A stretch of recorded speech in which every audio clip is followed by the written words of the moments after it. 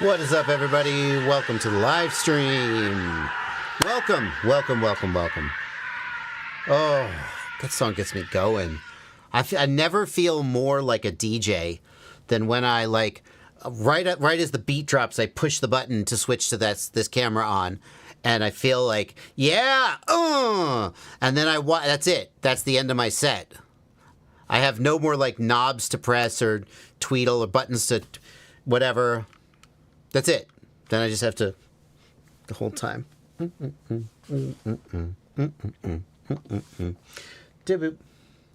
What's up? I'm wearing my Murders FPV shirt today. Murders FPV. I think I got this at Rampage. Murders FPV. You gotta check that guy out. In case you're... Is that Murders? What does it say? I think it says Murders. Yeah, it does. It does. Okay, I had to check. I could say something else. I'd be like, oh, somebody else out there's like, that's my shirt. Welcome to the stream, everybody. I'm so happy. We got a question queued up that has to do with mowing. I'm so looking forward to answering that. Here's what we're going to be doing. Speaking of answering, I'm going to be answering your questions. You're going to be asking questions here in the chat. Yay! Ask questions. I'll answer them. These beautiful people are going to be... I got to see the moving GIFs. There we go. Yeah. Yeah. Woo! These people are going to be asking questions in the Discord. They're my patrons. You should be a patron. You should be a patron. Dude, it's a little early for a call to action, but just saying. They're my patrons. They're going to ask questions. I'll be answering them. And if you hit the $ here for the super chat, boom, super chat, I'll read those. That's the only way. If there's a particular question you want to ask and you think I'm not going to want to answer it, you leave it in a super chat. And it's not 100%. If you're like, hey, Bardwell, what's the most embarrassing thing you ever happened that you don't want to tell us about on stream? And you leave me a $100 super chat. I don't know. For $100, I might feel obligated. See, the thing is, you can't refund super chats. You literally can't. I've tried in the past. For whatever reason, someone left a super chat and they were like, whoops, I accidentally typed too many zeros. And I looked into it. I literally cannot refund them. So, if you were to leave a $100 super chat with some embarrassing question in it, I would if it's a $5 super chat, I might be just that's a little too personal. Thank you for your donation. And then, you'd be like, oh, son of a bitch. But I don't know. Anyway, super chats. But we don't need to go on about the super chats. Let's go on. Let's get something out of the way before we get on to the questions. I've seen a couple questions. Blunty, contain yourself. I'm going to talk about what we're not going to talk about today. Okay. You there, Blunty? You there? You're there. I'm here. Okay, he's here. Ooh, just like my Jiminy Cricket on my shoulder. If he was Jiminy Cricket, he'd be saying he'd want a stick he could hit me with when I started answering questions he didn't think I should answer. We need a way for you to talk to me that the chat can't hear.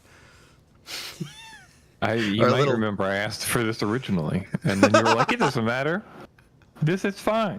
And I was like, I'm pretty sure I don't even need to talk to the stream. I just need to be able to talk to you. And you're like, no, they need to be able to hear you. So I think they like hearing. I think the chat likes hearing him. I don't know, chat. What do you think? Do you like hearing from Blunty? Let me know. Oh, sorry. That's abuse. That's abuse of power as the host. What are they going to be like? No, we don't like hearing from him. So I've seen a couple questions coming in about, the Rotor Riot. Are you a Rotor Riot cast member? What are your thoughts about that? I want to say we did almost 25 minutes on that at the beginning of yesterday's stream. We're not going to do it again, even though if you get me on a tear, I would. That's not a good use of our time. And if you missed that, then, keep watching this stream. Obviously, but go to yesterday's stream. It starts 5 or 10 minutes in, you'll know, and you can watch and you can comment and you can have your thoughts. But we're not going to talk about that on this stream. We fucking wrung it. Sorry, I don't know what my problem is. This brings out the F word in me. We wrung it out at the last stream, and I just don't think there's anything more to say. If everything I said doesn't answer every question you have, then just do what you got to do. Okay? In terms of like, do you want to, whatever, blacklist. Okay, so, and if anybody wants to have like this is a topic I'm happy to talk about in one-to-one, person-to-person, but it's also a topic that I think that arguing about over the internet is potentially just they're going to end up with a head-banging exercise. And having said everything I have to say and then some more, I'm just kind of done. So that's relating to questions about Rotor Riot, unusual machines, the weaponization of drones, the use of drones by the military, all of that stuff. We're just not talking about it starting now. Okay? We're just going to do something else with our stream. Yeah, see, Blunty, you didn't think I could do it, did you? You thought I was going to accidentally take that as an excuse to like start reiterating my positions and then do another 25 minutes. Come on. It could have. There was a 50-50 for me on that. Whether that was going to happen, I agree. We do have an hour 50 to go, but okay. I believe in you. No, having said it, I will now not do it. 50-50? Okay. I want to take this question from Aber the Ham. Aber, a longtime patron, longtime Discord member, and I would dare say a little bit even more than that. Aber's actually a doctor, or at least he says he is. I have no proof of that, but we've had some conversations about some things that, sometimes you want to ask questions of a doctor, but not your doctor. Anyway. By the way, Aber, those are covered by doctor-patient privilege, right? Oh, crap. No, I just said he wasn't my doctor. Well, anyway, I'm sure it'll be fine. Aber has a question. This time, I ask him about doctoring things, and he asks me about something I'm an expert at, lawn mowing. Aber says, I recently got a tractor-style riding lawnmower, so I can't zero-turn back and forth. I once watched you live stream as you played a mowing simulator video game. That is true. That happened. My graphics card died in the middle of that stream. I'm sure that was a coincidence because this mowing game wasn't that intensive, but I thought it was funny. What's the most efficient mowing pattern to clear the yard with minimal overlap or backtracking? Want to avoid 3-point turns if possible. Yeah, so here's the thing that gets me. When you have a zero-turn mower, they say that the right thing to do is you go down and then you make a zero-turn, you turn, and you come back. And to me, like, I guess if you're trying to stripe the yard in a very specific way, yes, that's what. But I think that's a little bit cart before the horse, if you will. Because to my mind, the zero-turn mowing, the goal is to get the stripes on the yard how you want them. And it's not the most efficient way because in order to make that 180 turn, you have to slow down. Especially if your turf isn't the best, because if you do a really fast 180 turn on a zero turn mower, you'll tear up the yard. So, but even still, it will always be slower to make a 180 turn and go back the other way than to make like a 90-degree turn. So my approach, let's say you just have a rectangular pattern, okay? Rectangular yard. My approach is to make a path around the perimeter, throwing to the inside. Now, the reason when I say throwing to the inside, I mean I'm assuming you're not mulching. If you're mulching, then it doesn't matter. But like you'll have where the grass where the clippings shoot out, right? You'll have the exhaust chute, whatever it's called. So because if you're like up against a fence, or maybe you just don't want to blow clippings all over the sidewalk, I don't know. For me, I'm up against a fence a lot of the time. I'll blow to the inside, right? So I'm turning right and blowing to the right. And I'll get that. And I'll get as close to the fence as I can get with that. That's the other thing. The left-hand side of the mower, where you're not ejecting these clippings, you can get closer to the fence. Okay, so now I've got the perimeter mode. Now I turn, and I'm turning left, and I'm throwing to the outside. You have to throw to the outside because Like otherwise you'll just end up with a giant pile of clippings as you throw everything to the right, and you'll end the center of the yard. So you'll have a big pile of clippings. It's still good. So then we're just going to do a spiral basically, okay?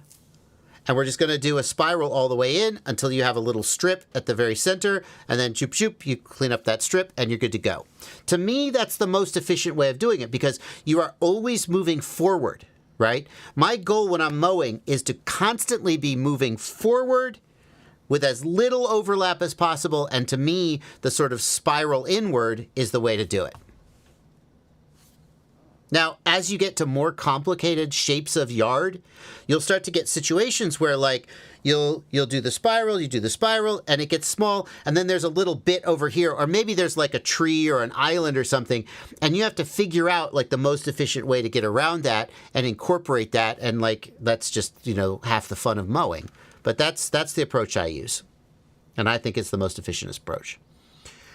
Even if you have a zero turn, as Tony DiMaggio points out, still, doing the spiral mowing, you're going to be able to maintain speed, and your turns are going to be shorter, and you're going to keep your speed up compared to doing a 180, turning around and going back the other way. Okay.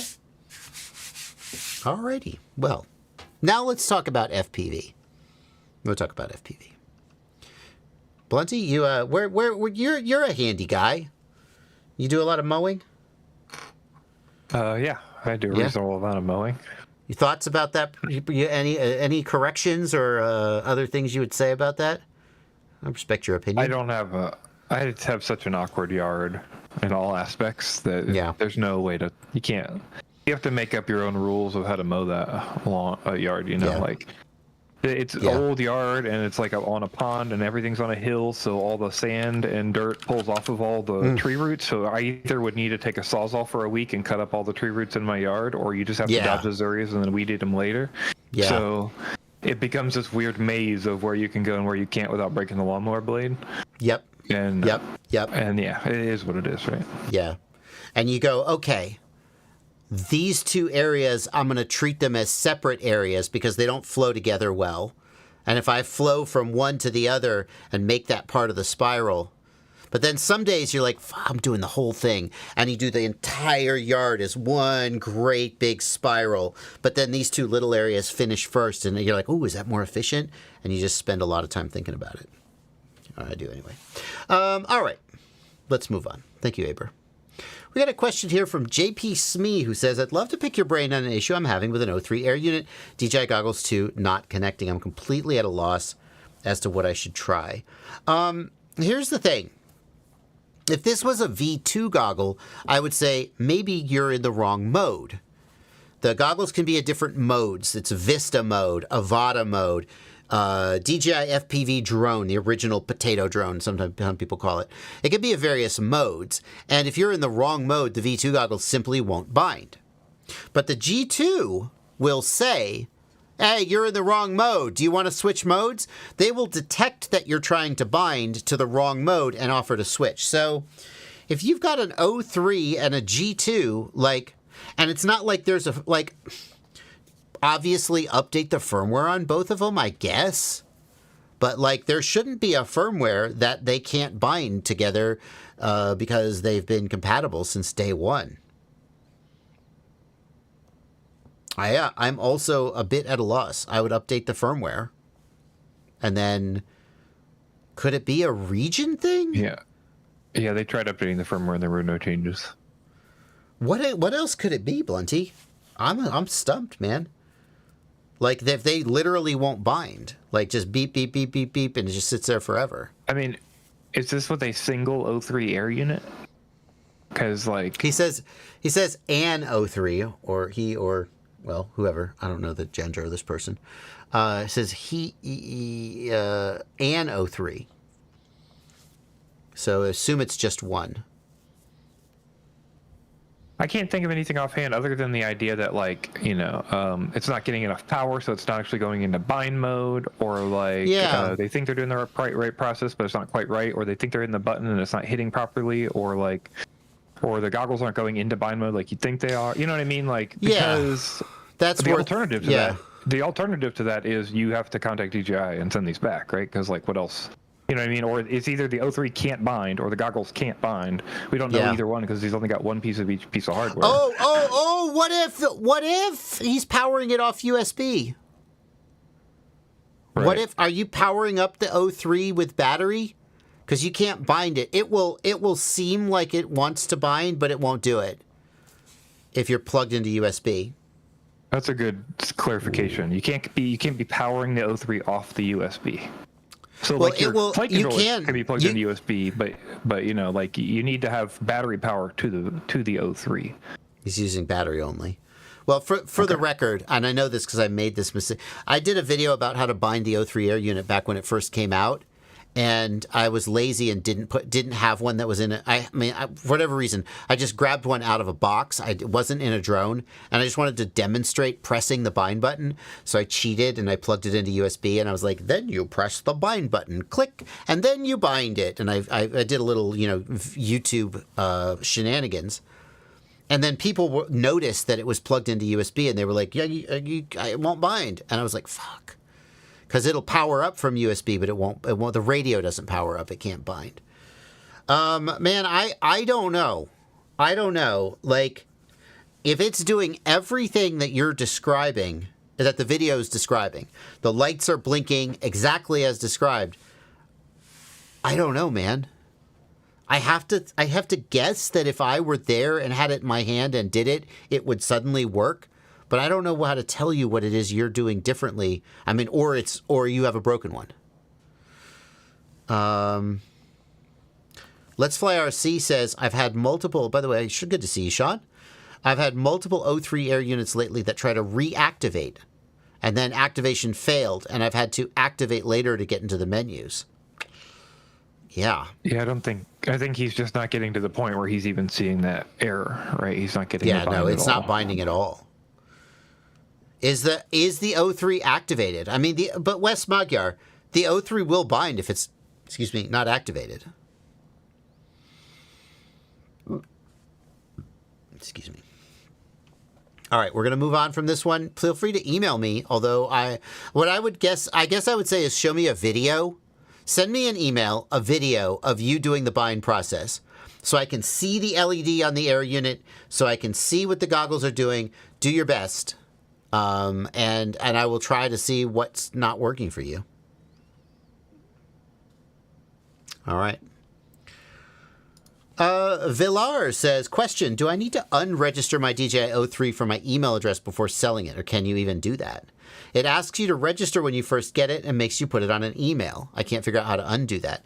You can't undo that. That registration is for warranty purposes, as I understand it. And also so DJI can track you. I don't know. What's interesting is when you log into DJI Companion, like the email address they use, like if you want warranty service, you should use a legitimate email address. But like it doesn't even have to be a valid email address. They don't validate it or anything. So, okay.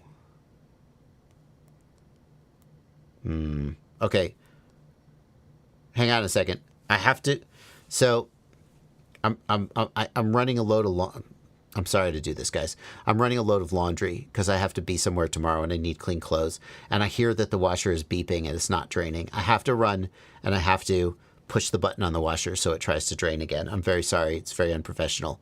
But give me 30 seconds.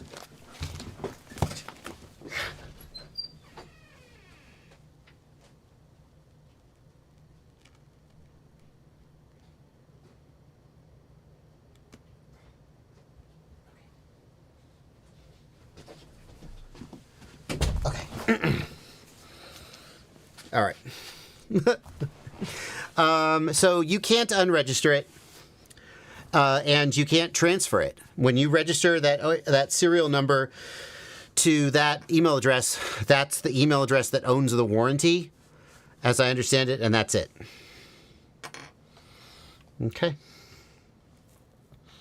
Yeah, my washing machine doesn't always drain. I can't decide if it's like some filter that's getting clogged or something wrong with the pump. But every so often when it's running a load, it goes, I can't drain. And then you have to just go, fucking try again. And then it does. Volkside Edits wants to know, what's the best good-priced 7-inch quad build? Well, I mean, I don't know, like, oh, what's the best? That's... I'll tell you what I can tell you, though. Yesterday on the stream, I realized that the GEP-RC Mark 4 7-inch is still available, or is available. The Mark 4 is the last generation of GEP-RC's bind and flies. Now they're up to the Mark 5. And there are many ways in which the Mark 5 is better than the Mark 4, but the Mark 4 with Express LRS receiver, $256 for an analog one, obviously. Well, that's a pretty freaking good deal for a 7-inch, right? Come on. So, there you go. That's got to be the answer.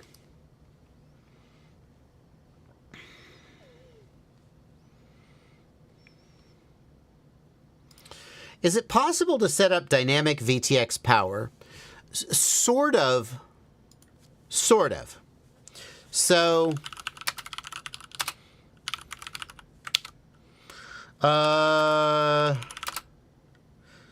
let's see if I can find the video I'm looking for. I did a video about this. Yes, this is it. The video I'm looking for is Betaflight change VTX band channel power on a switch. Yes! 34,000 views. Look at that. Look at that smile. I got a video. Look at that handsome guy. Look at that. It's always fun to look at old videos and see how my office looked in the past. So this video shows you how you can go into the Betaflight CLI. Where is it? There we go. You can go into the Betaflight CLI and you can tell the flight controller that it should change VTX settings based on an aux channel. So for example, you could flip a switch or turn a knob and turn the output power of the video transmitter up in flight. Okay? Well, that doesn't quite get us there, does it? What we need when you say dynamic VTX power is the further away I get, the higher the power is. And that's tricky, but what you could do is you could use your controller RSSI as a proxy for distance, and you could set up logical switches inside the radio to say, when the telemetry RSSI sensor gets to this level, turn the video transmitter power up to this level. You follow me? When it gets down here, turn the power up here. Now that is not something I'm going to do here on the live stream. That would take me some time to figure out and a lot of trial and error. But it could be done. I don't think it's worth the time. I think it's an interesting project. It might make a cool video, but it's not actually worth the complexity. Because here's the thing. Number one, why wouldn't you just run at full power? Well, I'm flying with friends. I'm flying with friends and I don't want to power up at 2 watts. Okay. Use low power until first arm. Then as soon as you arm, you fly away, you're good to go. Oh, no, I still don't want to do that. Okay. Then just put VTX power on a switch and manually flip the switch when you get far enough away and then just run at full power for the whole flight. I don't think it's... There are some video transmitters that when you change power in flight, the video transmitter glitches. Like, so it's not necessarily that this would be seamless. Okay?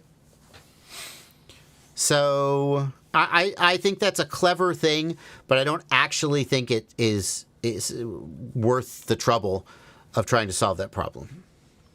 Personally. But go for it. That's how you would do it.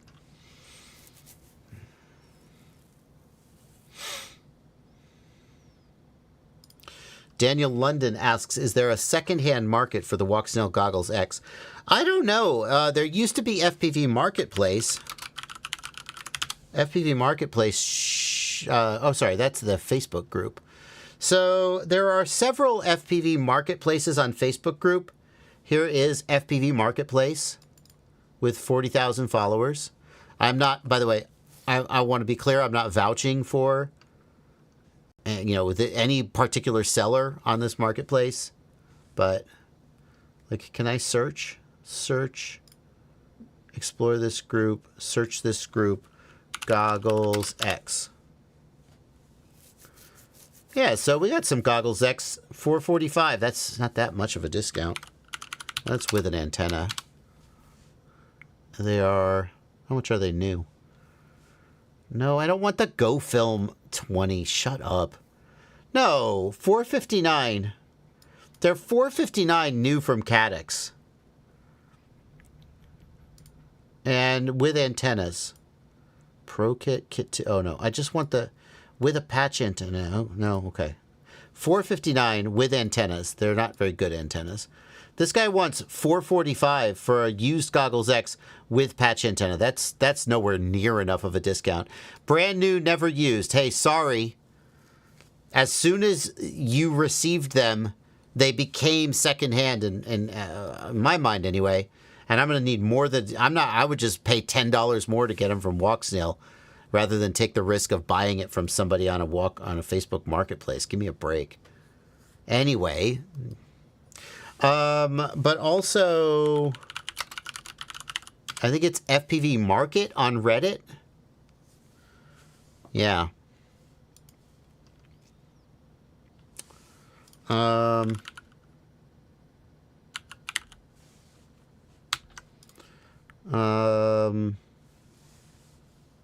Yeah. So on Reddit, we've got FPV Market.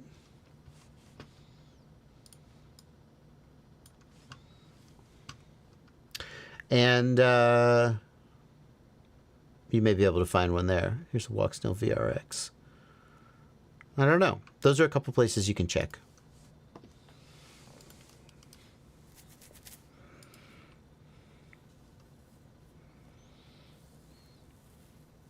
You're not Nutty Brewer. You're not going to assign an aux channel. You're going to, yeah. The aux channel VTX power is done in the CLI. That's why you don't know about it. You can do it in the CLI. You say, when this aux channel is in this range, then change the power to this. Or change the channel to this. It totally works.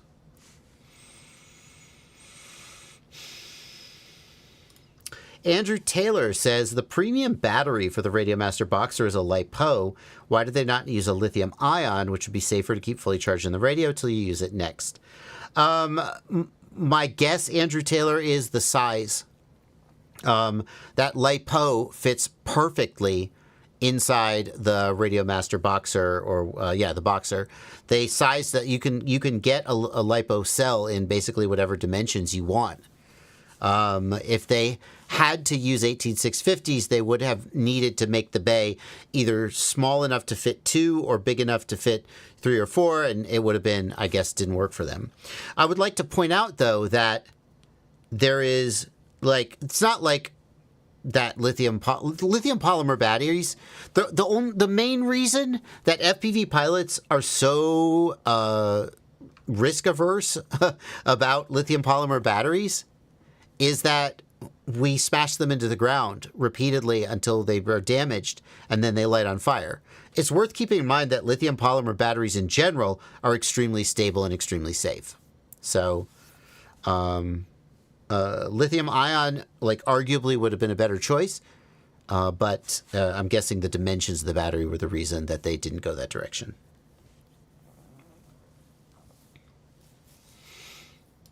James Milagrosa says, what's up with the DJI O4 Air unit? Nope, no one knows. No word. Black Jungle says, what about the degradation in performance when you leave a LiPo fully charged? Yes, that's true. Lithium ion are better at being left fully charged. But I don't think it matters very much because the amp draw of the radio is so low that even though as the battery ages, when you leave a battery at full charge and it ages, that manifests as higher C rate. Lower C rating. Sorry about that. It manifests as lower C rating. But the C rating, I mean, you're only pulling maybe an amp out of like a 4,000 or 6,000 milliamp hour battery. So like it doesn't matter that the internal resistance goes up. You don't. It doesn't have any real effect because the amp draw is so low. So it kind of doesn't matter.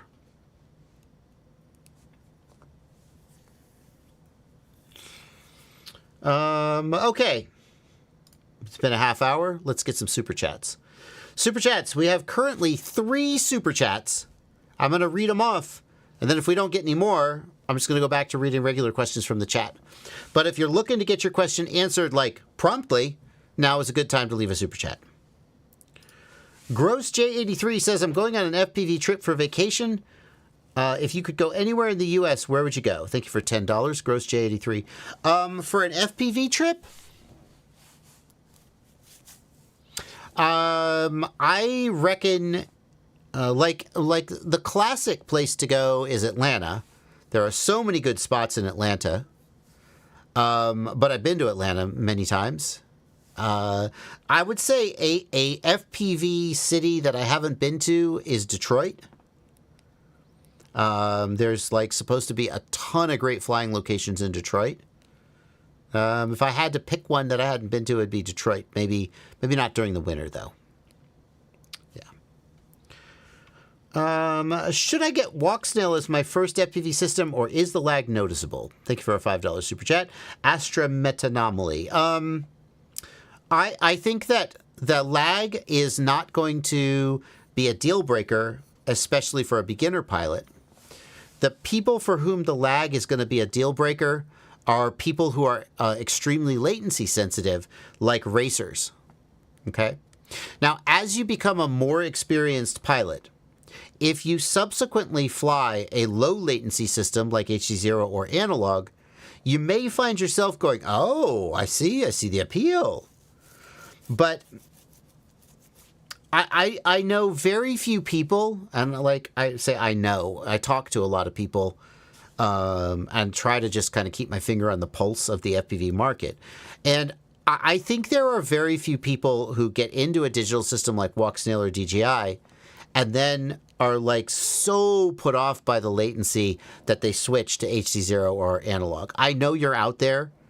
Like, this is where people in the comments will be like, I did that. What are you talking about? I know you exist.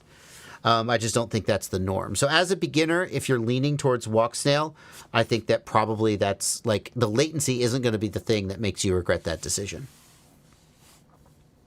And even people who feel that the latency is excessive still often end up using systems like DJI or Walk Snail because the increased image quality, range, and penetration is worth it for them. CJR Prince, thank you for a $5 super set. Bardwell, I took your advice and got a Bamboo, then upgraded to the P1S. You got an A1, then a P1S. Is there any reason I should have just kept the A1 and not get the P1S? The A1? Is that the Mini? The A1 Mini? To tell you the truth, I don't... What? Sorry, there's an A1 and an A1 Mini. Is the A1's below the P1S? Yeah, the A1's like that non-enclosed version that's basically like a big Mini. Is the P1S got an enclosure? I think so, right? Maybe not. I have to say, I don't know the Bamboo product line inside and out. I've got an X1C, and I'm just like, yeah, I'm at the top of the list, baby. And then I see all the little ones out there, and I'm like, oh yeah, those are good for other people. But I haven't spent I know there's some features that the A line added, like the way they handle the multi-material system, that in some ways are better than the X series. And I'm not sure where the P series lands on that, to be honest with you. The P1S, oh, yeah, no, like, the P1S, like, you're going to get the P1S because you want to do filaments that need, like, an enclosure to control the heat and remove drafts. Filaments like ABS or nylon. Or because you want to use the full AMS, the multi-material system. I'm going to guess you didn't get the AMS, though. Yeah, $600. Like the A1. The A1. Yeah, so the A1 has the new multi-material system. I don't know if you had the multi-material system for the A1. You can see, though, that with the X1, where's the... Oh, man. With the P1 and the X1 that use the older AMS. Hello? What are we doing here? Combo. Oh my God. What are we doing? Can I have my page? Load the page. Oh, there you go. You can see that with the AMS, the filaments are sitting on top, and they feed down into the Bowden tubes, and they go into the head. But what you don't see is that there's a single tube coming out the back of the AMS. And so there's a lot of management as you load and unload the filament. Whereas on the A series, they go all directly into the extruder. And so when you retract one color and switch to another color on the A series, it's much faster because it doesn't have to retract as much. The P series is Core XY, whereas the A series is a bed slinger, a Cartesian printer. That means that the Core XY is going to be able to print faster with fewer artifacts because the whole print isn't moving back and forth. Whereas on the A series, the whole print has to move back and forth.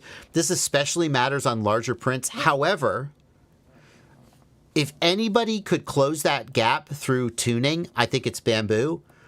And I don't know, but like I know that they've got all kinds of like motion shaping, and I would guess I would assume that the P series is faster than the A series, but I would assume that the A series is pretty damn fast and faster than other printers in their class, and probably more than fast enough for like you. So like the big advantage of the P series is the P1S have the hardened nozzle. I think the P1P doesn't have the hardened nozzle.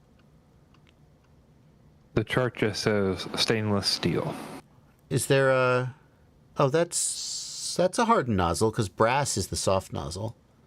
Yeah. Well, they both have the stainless... No, that doesn't... I don't know if that's a hardened nozzle or not. I thought the P1P didn't come with a hardened nozzle. And it's a really, as Caveman Aerials points out, it's a really cheap upgrade to swap to the hardened nozzle after the fact. I think the enclosure, like the P1, if you had upgraded to the P1P without the enclosure, I might be like, I don't know if that was that big of an upgrade from the A1. But... let's see. Stainless steel nozzle, the same. Same bed size. They have the same bed size, the same build volume. The same... Oh. Wow. The same build plate temperature. Same speeds. So I think what you paid for was the ability to do these filaments, which really want the enclosure. Like...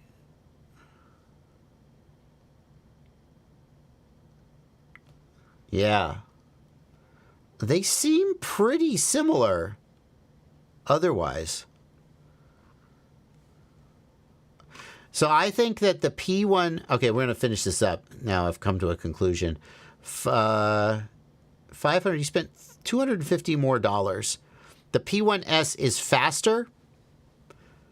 Unless you print a ton of multi-material, in which case maybe... The retraction times are going to make the A1 pull ahead. And it can do a much wider variety of materials, especially if you add a hardened nozzle, which is the same for the A1. But if you're just printing PLA, PETG, and TPU all day, then maybe the P1S, you didn't need to do it. You know? Okay. All right, that's my answer.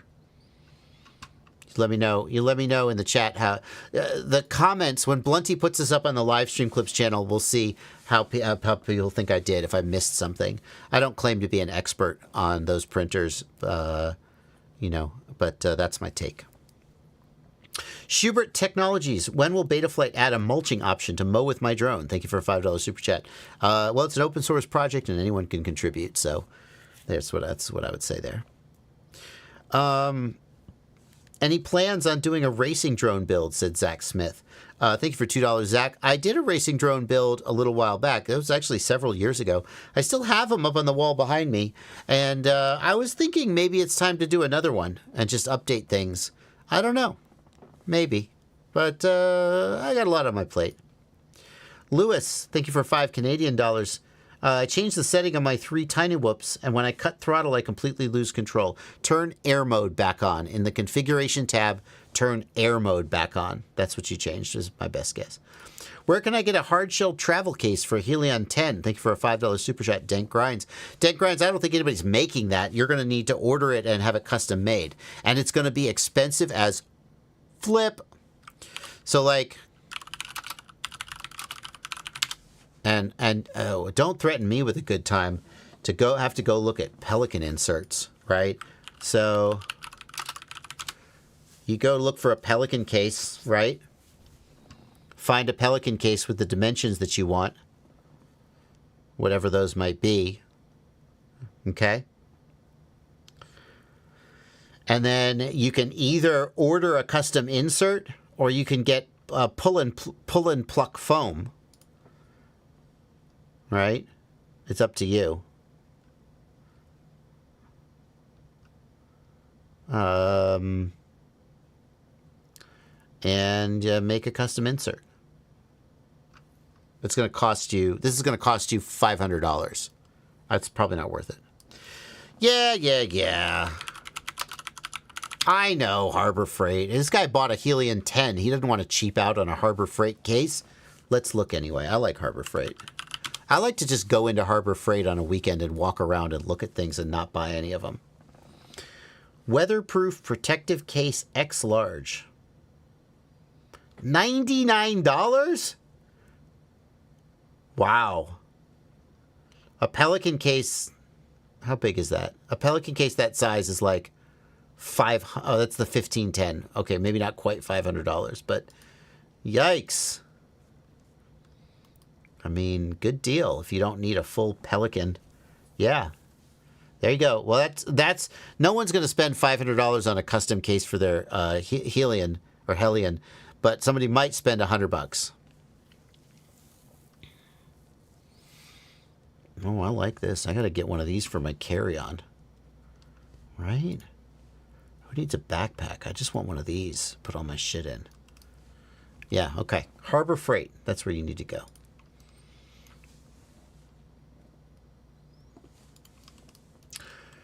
Thank you, Ricardo Marcano, for a $5 super chat. No comment, just a $5 super chat, so I appreciate the donation. Black Hole Z says Pelican Air for a carry-on. I started traveling with a Pelican Air as my main suitcase a couple of years ago, and it is life-changing.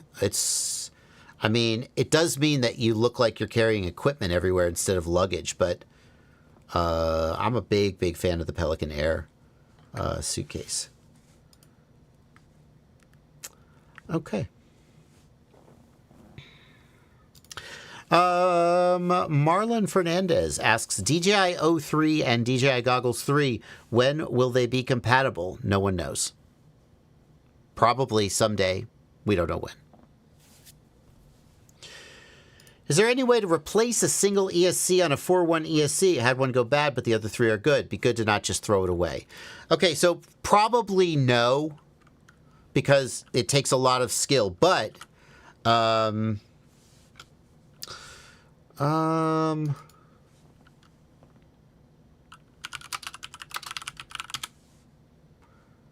let's see. Oh man, you ever have that situation where you blank on somebody's name? It starts with an L. Who's the FPV pilot? Liveview FPV. There we go, I got it. I just had to start talking and then I knew I would get it.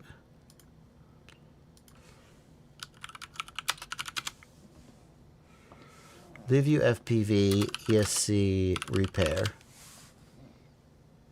So Livy FPV has some videos from 4 or 5 years ago showing how to repair a damaged FET or other component on an ESC. And if you watch these videos, you will see that you can't do this, that you don't have the tools or the skill to do it. But if somehow you have the tools and the skill to do it, you totally can. It's difficult to know which component you have to remove and then to be able to desolder it and solder it back on again. It's not worth it. It's hardly worth it. But there you go.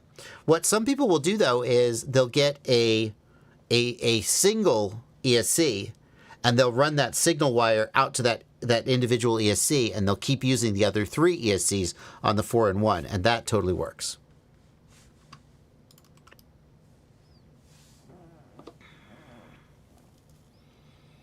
Tony DiMaggio says, I've tested Walksnail and HC0, and I think they both suck. I love analog. Am I weird? Well, I would say you're in the minority, and I just mean that numerically. I think that numerically, analog is less than 50%. If you think about, like, what is the main system that each pilot uses, if they just had, like, most of their quads are on it, or it's just their go-to. I'm not sure exactly how to quantify this, because, like, most people, like, still have some analog quads in their fleet, but then, like, if they were going to build a quad today, it wouldn't be analog. So I don't know. But I think that, like, by some reasonable understanding of the term, analog is less than 50% of the current FPV marketplace.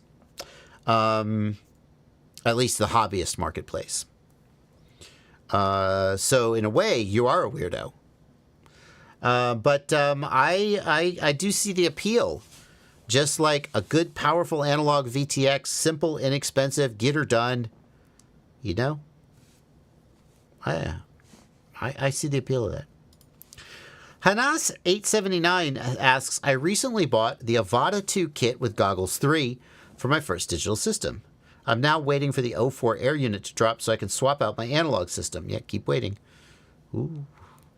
But now I'm concerned about all the DJI fuzz. I'm considering Walksnail. What's your thought? Should I just wait? The DJI fuzz doesn't affect you if you're in Norway. I mean, I suppose that there's some concern that, like, what happens in America eventually happens in Europe. But obviously that's not a universal rule. And there's no indication that the EU or Norway is going to ban DJI. That is largely an American phenomena, as far as I know. So I wouldn't worry about it. And yeah, if you were an American and you were saying, I'm worried that DJI is going to get banned, what should I do? Here's the thing. If DJI gets banned, and that means that no new DJI equipment can get approved, anybody with existing DJI equipment, doesn't that mean it's worth more money? Like, Blunty, talk this through with me. I know you're busy with the chat. I just thought of this idea, and it seems right. And so now I want to, like, bounce it off you so you can poke holes in it, as you do sometimes. If the DJI ban goes through, is existing DJI hardware going to go up in value on the secondary market? What do you think? Or short term, certainly. Oh, yeah. Okay. Long term? I mean, eventually it'll just get older and older, right? Well, I think long term is based on what the alternatives are, right? Yeah. Like, I mean, if Walksnail releases the next system and it's, 03 equivalent, then what are they even competing with? Because at that point, the 04 will have already been banned, right? So, well, that's interesting. You're talking about FPV stuff, which of course makes sense. In this specific question, he was talking about the Avata, so that was what was on my mind. So maybe it's a different answer for FPV stuff versus. Well, he said I'm waiting on 04 air unit to drop so I can swap out my analog. Yeah, that's true. I mean, I think it's very possible that stuff will go up, but I think over time, if there's no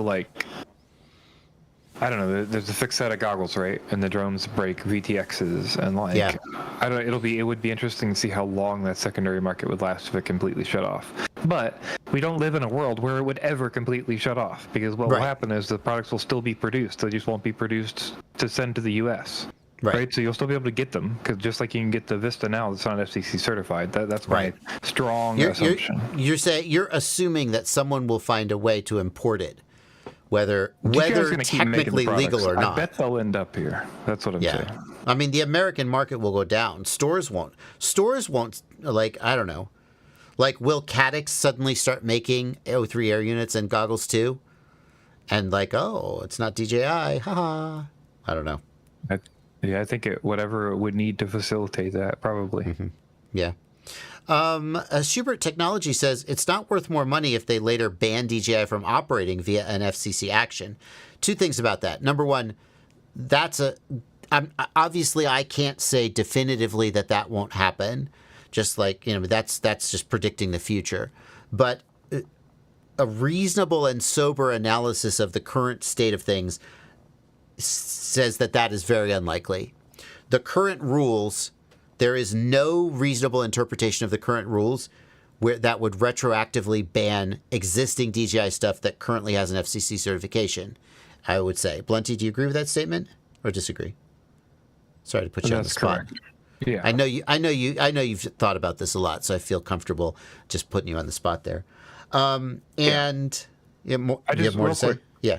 Well, I'll just say that, like Schubert in chat says, Huawei was first import banned, then later FCC banned. That's not true. I mean, maybe it is true, but they were FCC banned in the same way we're discussing. It wasn't past bans. They didn't ban old hardware from being usable. They banned new hardware from being FCC certifiable, and that's what we're discussing. And there may have been, and I don't know, but there may have been rules like, you're not allowed to have Huawei technology on federal networks or something like that. Like, because the federal government said no DJI drones, period, for federal contractors and employees. They can do that. It's their employees. They can define what equipment they're allowed to use.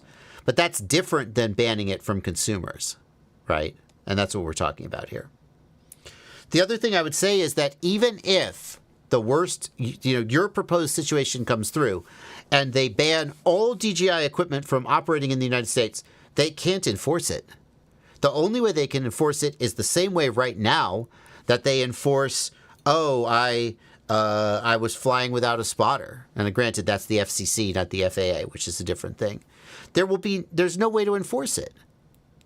So a lot of people, if that were to happen, which I don't think it will, but if an actual outright ban happened, a lot of people would just keep flying their damn drones. And they would become even more valuable on the secondary market. So that's what I would say. I don't think that's going to happen. I don't think you need to worry about that. What are the cheapest FPV goggles worth buying? Eachine EV800 DM is a choice. And then there's the new, is it the Recon or the Scout? What the hell is Fatshark's new budget FPV goggles?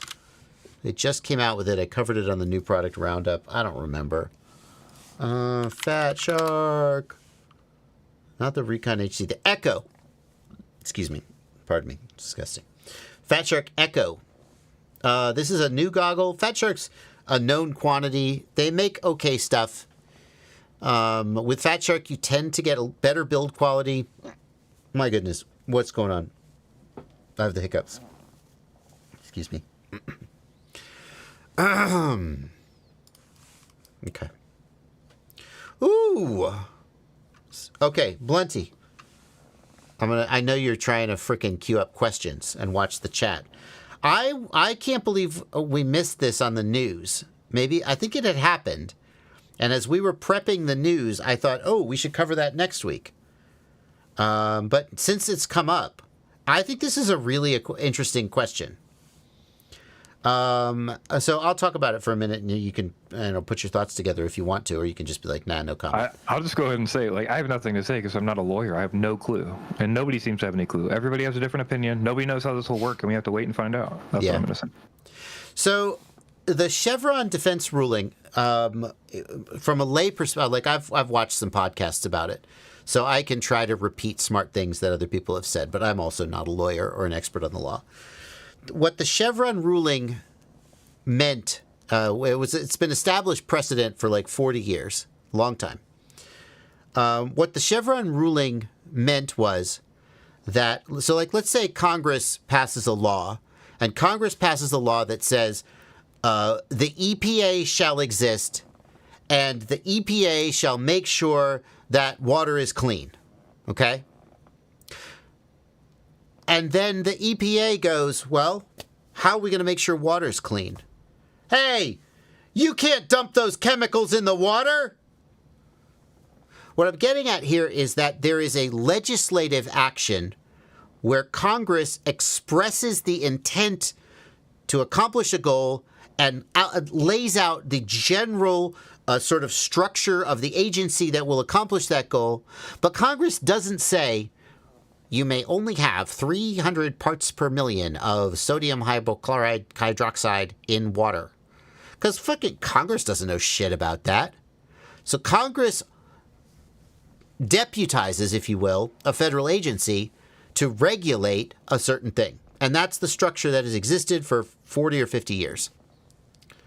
And at the Chevron ruling is at some time in the past, and I don't know the details because I just watched some podcasts. What do I know? I don't remember anything. But the gist of it is that some company went, hey, there's no legal basis for saying that we can't do this thing. There's no law that says we can't do it. And the Supreme Court said, look, Congress left it vague, but their intent was clear. And it's okay for Congress to kind of leave it vague and then let the experts over at the regulatory agency nail down the specifics. Okay, that's the Chevron ruling. Well, the Supreme Court overturned Chevron recently.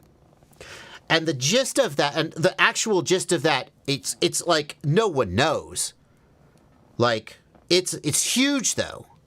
Because what it means is that anywhere where Congress did not legislatively specify and left something vague, and then a regulatory body like the FAA, a regulatory body has filled in the details, there's a potential for someone to sue the federal government and say, hey, this is not illegal. This is illegal. There's no statutory authority to regulate me in this way, and you can't tell me I can't do this.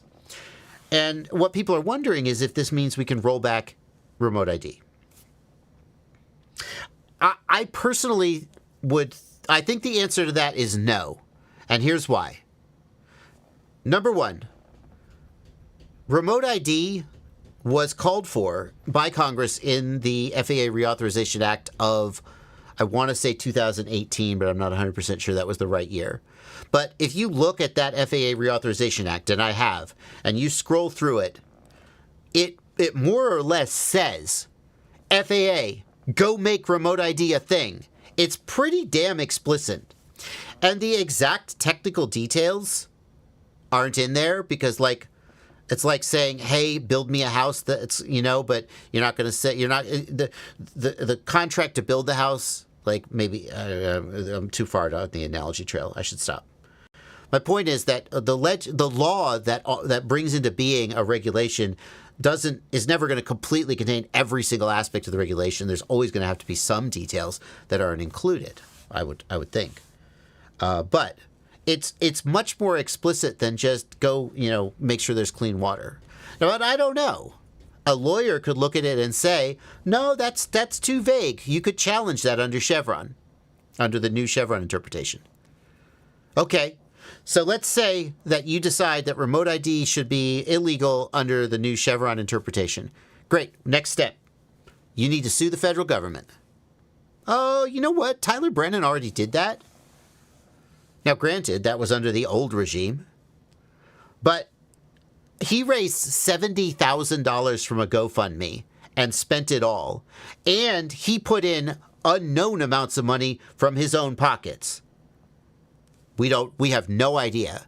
Let's speculate that lawsuit cost less than $200,000. I'm just guessing. I don't know. Suing the federal government is expensive. So somebody has to sue the federal government and raise the money to do that. And then, okay, so that's reason number 2 why I don't think it's going to happen. Because I don't know who's going to spend that money on that chance. But reason number 3.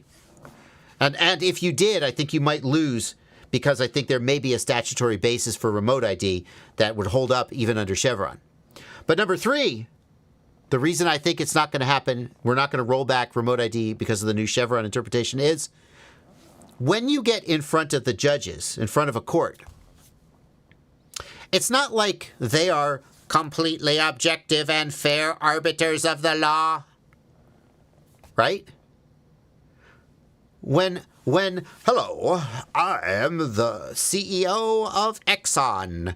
Oh, I just sneezed $1 billion into my handkerchief. Oh my goodness, how gauche. Oh, anyway, surely you don't think my oil company should be regulated, do you? And all the judges go, no, capitalism. Oh, look, here's a free motorhome. Oh, here's a trip to a retreat. Oh, here's $1 million someone left behind my bench. Oh, and then you show up. Hello, sir. I'm an FPV hobbyist, and I think remote ID should be rolled back because Chevron. And they're just going to go, no. Denied, right? Like, they're gonna be like, what? And the FAA is gonna be like, well, actually, drones are bad. Drones are scary. Ooh. And then you're just gonna lose the case, even if you're right. So, I don't think remote ID is going to go away because of Chevron, but it is interesting. It is interesting.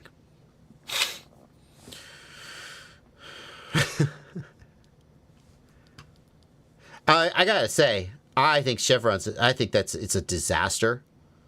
Like, this is off topic. I guess it's off topic, but it's a disaster. Like, there's all kinds of ways in which federal agencies have gone too far with the regulations and made life unnecessarily difficult. But, like, to completely defang all federal agencies, because the last 40 or 50 years of legislation about regulations has been based on the existence of Chevron. So Congress goes, hey, should we nail this down?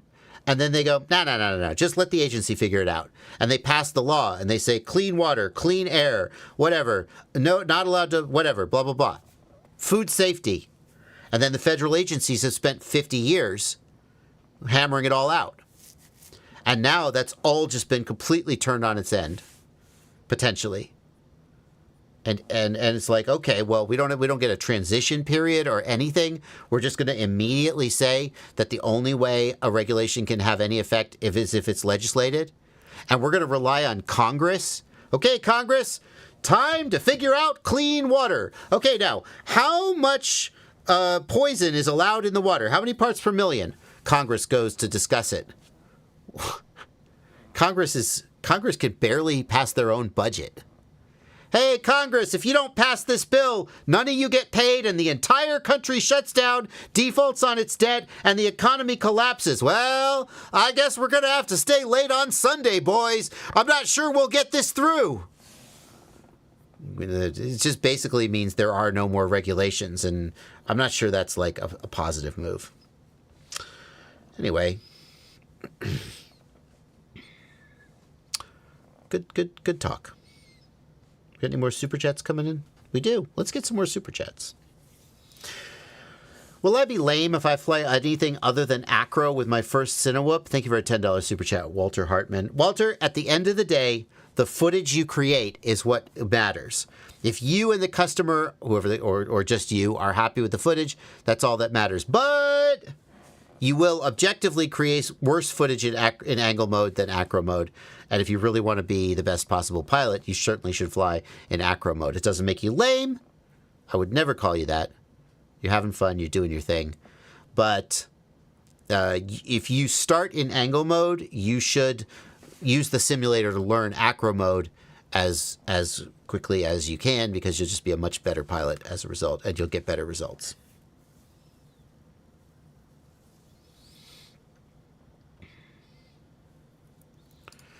Hi, JB. Can you change hover throttle value in Betaflight 4.5 GPS Rescue with a remote switch? No, you cannot. I have different weight batteries, and every time I change battery, I have to change the hover value. Yeah, it sucks, doesn't it? What I would do is I would just try and get it approximately right. It doesn't have to be exactly perfect right, but try to get it approximately right or split the difference, and that's just it. Prosbeek Zilard. Thank you for 25. RON, is that Romania? I'm guessing. I could look it up, but I won't. I'm getting back into the 5-inch FPV game. What is considered today as a good bang for your buck motor? I prefer more resolution over top end. I want to address the misconception that different motor designs have more resolution. That is, in my opinion, a complete myth. Does a 2306 have more resolution than a 2207? It's a myth. Generally, the only thing that is going to really make you feel resolution is KV. A higher KV motor will achieve more RPMs. Therefore, over the throttle range, you will have 0 to 30,000 RPMs instead of 0 to 25,000 RPMs. And because there are more RPMs in the throttle range, you'll get less resolution. But if you want more resolution and quote-unquote linearity, which is also a myth, get a lower KV motor. But you'll have less top-end power, so that's a decision you need to make. Good bang for your buck motor, Zingy Pro, T-Motor Velox, or Emax Eco are all good choices. Zenny, thank you for a $20 super chat. I finished my Apex build. I armed it when I bound the radio and all the motors spun. I then set the OSD preset and expressed the lowest preset, and now one of the 4 motors are not spinning when armed. That specific motor is also not outputting any beeps. Ooh. So, if you think that your CLI settings messed up that motor, or ESC, what I would do is, number 1, save a backup of your CLI dump. Then, number 2, default the flight controller. Go to the CLI and type defaults. Okay? And then see if the motors work again. If not, your ESC may be broken. Also, and it may just be a coincidence. Also, when you say that motor is not outputting any beeps, is it no beeps at all even when you plug in the battery? Because if that's the case, the ESC is dead or not getting power. Hey, Ciati, good to see you in the chat. Always good to see Ciati FPV. He says 2306s feel like they have less resolution since they make less power. I mean, a 2306 is a slightly smaller motor than a 2207. But Ciati, may I refer you to a little exercise that you and I did some years ago that never saw the light of day? Where we put on earmuffs and earplugs so we couldn't hear the motors. And we had 3 identical quads with 3 different sets of motors. And we flew the quads blind. We each took turns setting them up for each other. And long story short, neither of us could tell the difference between them, even though one was like I don't remember the size. They were all roughly 2207 sized motors, but they were different KVs. And then one of them was the FPV Cycle 25 millimeter motor. And we flew them, and without being able to hear the motors and without being able to put them on a racetrack, we just flew freestyle in the yard, right? We couldn't tell the difference. We just couldn't. Literally, I would be like, okay, here's quad number 1. Ciati flew it. He landed. I unplug it. He keeps his goggles on. He keeps his earmuffs on. He can't see or hear anything because we thought that hearing the motor might give away which was different KV because you can kind of hear the RPMs. So we were literally playing music so you couldn't hear the motors. I'd pick up another quad, or I flip a coin. Maybe I pick the same quad randomly. I pick a quad. I plug it back in. It's all the same to him. He takes off, he flies it. And I say, was that the same quad or a different quad than you just flew? And we were no better than chance. Neither of us. So, don't worry. No one's gonna see this live stream. So, I'm not saying that there's no difference between motors. But what I am saying is, if somebody says that a 2306 versus a 2207 feels like the 2306, and assuming they're the same KV, feels like the 2306 has this more resolution, I'm like, prove it. I don't believe you. If you're Alex Vanover or Min Chan Kim or Evan Turner and you're going around a racetrack, I believe that you could feel 100 kV difference, even blind. you would have to adjust your turns. You would get different times on the clock because your stick movements are so precise that any small change will cause you to have a noticeable effect. But if you're a typical person who hasn't reached that level of precision and repeatability, forget about it. Forget about it. It's my humble opinion.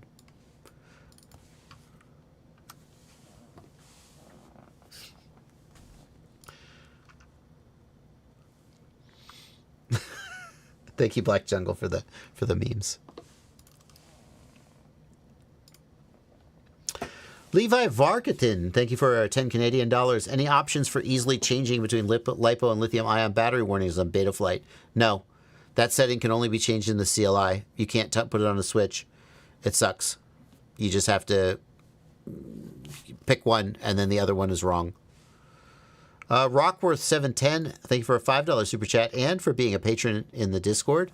The question is, I have a brand new SpeedyBee F405 V4 ESC. Got the quad all set up and the motor's spinning. I did a test hover and everything seemed fine.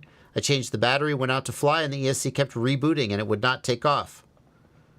Either it's losing power or you have a bad ESC. I mean, there's no two ways about it. It's not like something's broken, you need to fix it.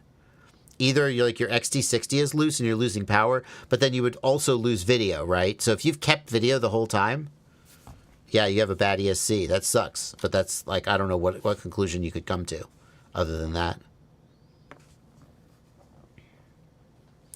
That's a good point, Ciati. Let's point this out. Ciati, I think, is a little self-conscious that people are going to hear that, and they're going to conclude Ciati and Bardwell are dumbasses who can't tell it, how their quad flies. Ciati points out that for both of us, this was not our rig that we're experienced with. These were 3 brand new rigs that I built specifically for this purpose, and 3 sets of motors that neither of us were familiar with.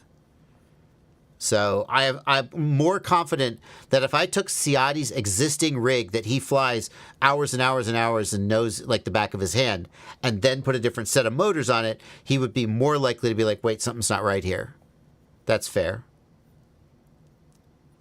I just think it's interesting.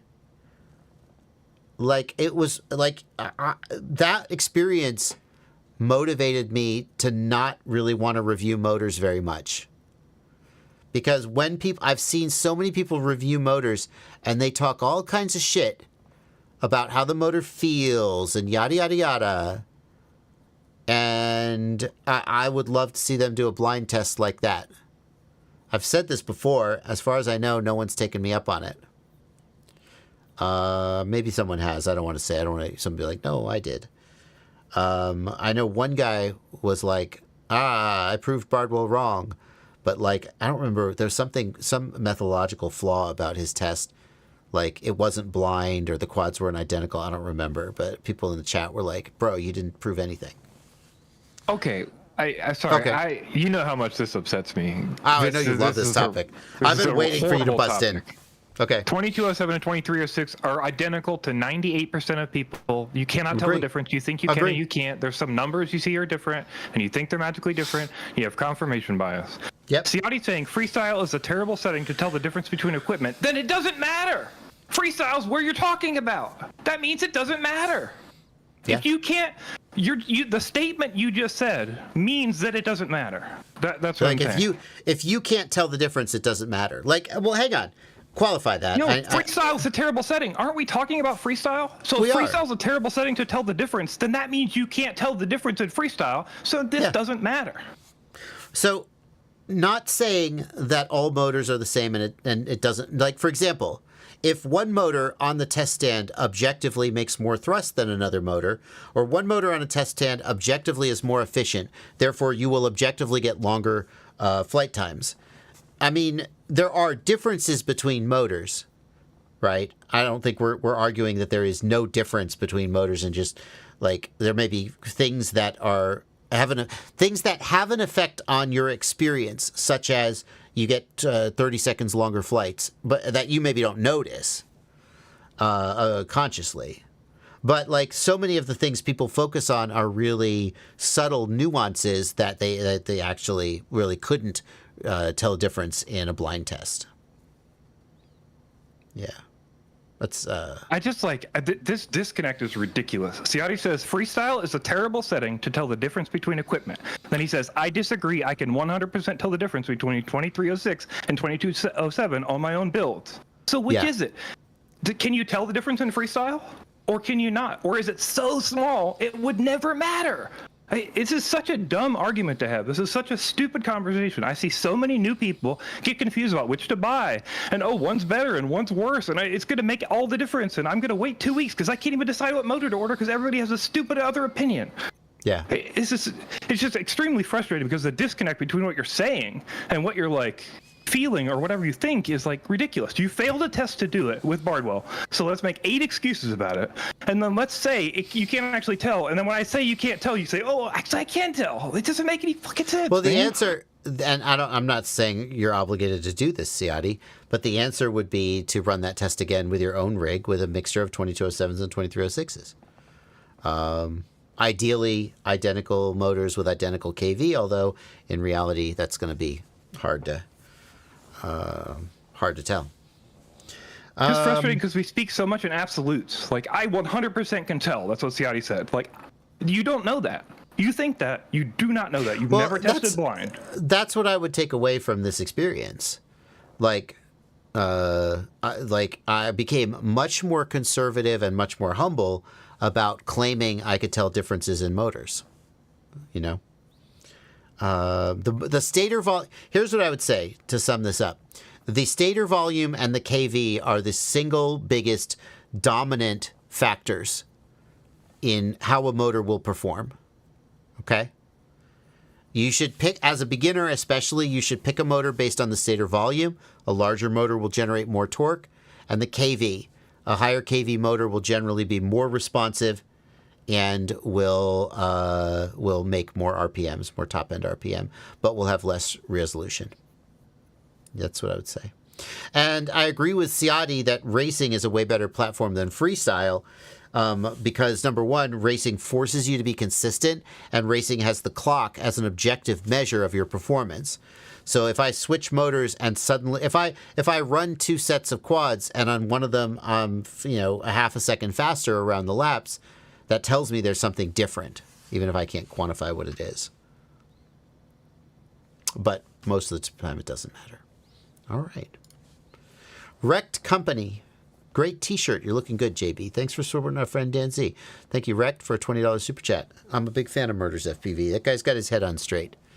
I'm a big fan of his flying, but I also appreciate some of his perspectives lately. Fernando Schuint, thank you for 20 reais. My 7-inch build is making some choking noises during flight. Short, loud pulses, like one every minute or so. Is there a name for it? Fernando, I'm so sorry. I would love to help you, but without hearing the noise, it's hard to guess what that might be. Especially because it's happening once every minute. Like, if it was something to do with the props or the motors, you would think it would be pretty consistent. If I could hear it, maybe, but like, I think I would have to hear it. You can send it to my email if you want. jb@joshuabardwell.com. 7, thank you for a $5 super chat. I got a V-Fly Finder Mini for my Meteor 85 because the motor beeper is too quiet. Would alien tape be the best mounting solution to the inside of the canopy? Yeah, I think so. The other thing you could do is E6000. E6000 is a fantastic adhesive for this kind of application. Don't glue it to the board, but glue it to the canopy. It's got just a little bit of give so it won't crack. And it's a great adhesive for this application. Okay. No, we're doing good today, Blunty. We only have 28 chats queued up. It's better than last night. I must be going fast. I didn't rant for a half hour at the beginning. So.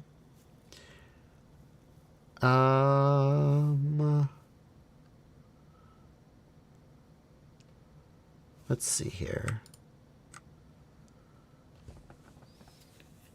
I'm getting into freestyle soon as a hobby. Is the GEP-RC Mark V HD a good option? Yes. I mean, no one should fly a 5-inch FPV drone as their first flight. No one should learn on a 5-inch freestyle drone. You should start in the simulator. I've got a series of lessons.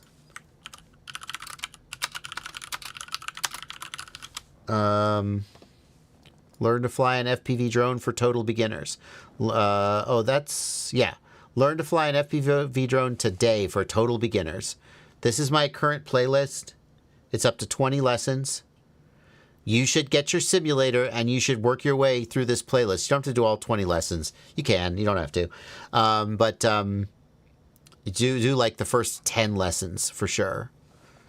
And get proficient, because if you try to fly a 5-inch freestyle drone without practice, you will destroy it, you will crash it, you'll lose it, you're wasting your money. Once you get reasonably like capable in the simulator, then you could go try to fly the real thing, and the 5-inch, the GEP-RC Mark V is a fine choice.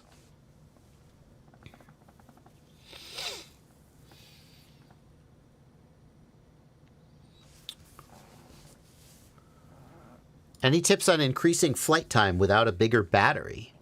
Andy asks. Andy, the flip side of that is lighter weight, cut weight. The bigger battery, lighter weight, larger props. Now, larger props probably aren't an option because of the frame you're using. So, but I wanted to throw that in. Those are the three main things that will increase flight time without changing your battery. Super Deluxe says, Blunty, I love you. It's my fault. We look alike. I think people don't like hearing Blunty rant and they want to reassure him that everything's okay. Brian Kirk says, my battery cable got in the way of the props. I assume it got chopped. What's the best way to keep that from happening going forward? Like, you need to secure it and route it in a way that it won't get chopped. The exact way to do that depends on the exact nature of your build. So, like, where does the cable come out of the frame? And then what you have to do is you have to mount the battery. And then what I'll usually do is I'll route the battery strap through the XT60 lead through the battery straps, so the battery straps hold it down. That's my approach. You need to route the cable in such a way that it is restrained, usually by the battery straps. So.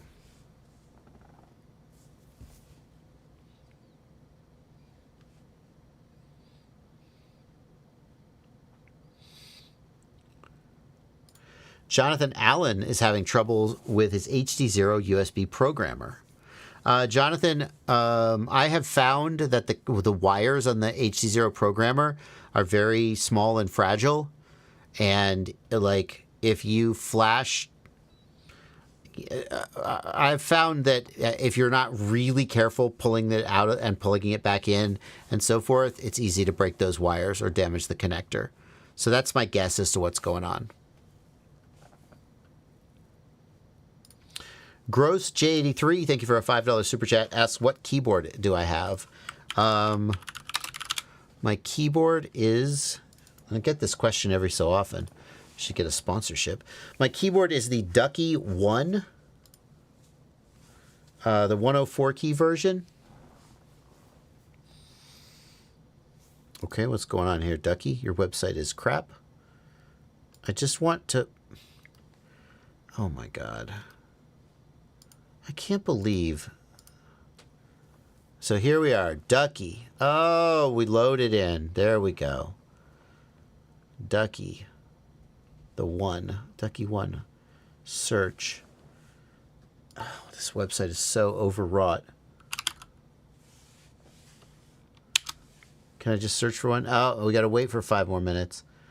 The Ducky 1, 3. No, it's not RGB. What the hell? It's not a mini. Oh, what a world. 1.2 Pro RGB, 1.3 yellow Ducky, 1.3 TKL. Yeah, so it's something like this. Where's just the regular old Ducky 1? Does it not even exist anymore? I guess I searched for one.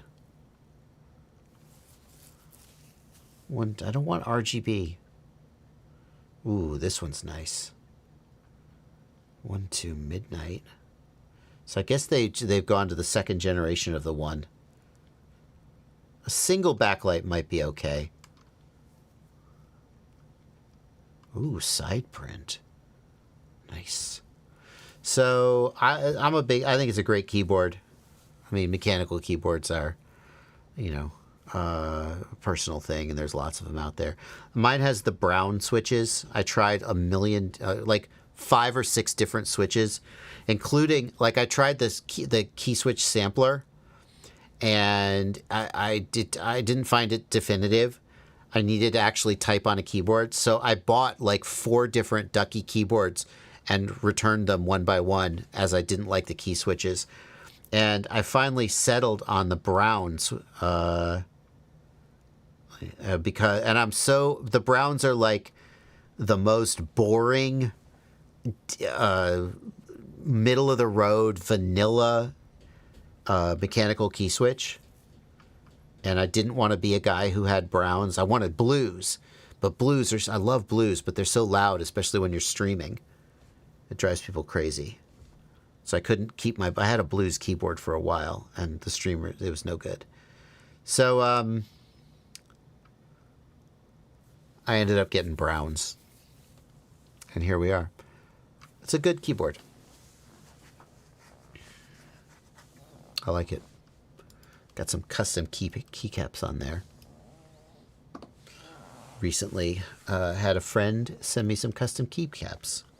So now I have cool colors in addition to my keyboard.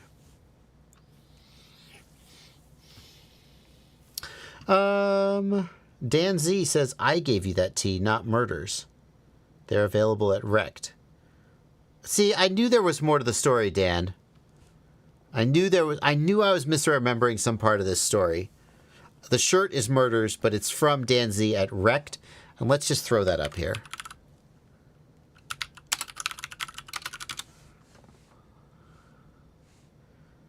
Okay, that is not... well, if you search the internet for murder FPV, you do not find this t-shirt. Let me try again. But I said we're not talking about that this week. Or today, anyway. Wrecked, it is Wrecked.com. Wrecked.com, and let's see. Can I not buy this shirt? Dude, I'm trying to plug your website. Well, I guess I am plugging your website. Okay, but I guess you can't buy this shirt. Ooh, VCI Freestyle. This is a beautiful motor. This motor made me put 2306 motors on a build because I love the colors so much. Even though 2306 is objectively inferior to 2207, and every time I fly it, I want to vomit because it feels so bad. Because I definitely can tell the difference between 2306 and 2207 when I fly.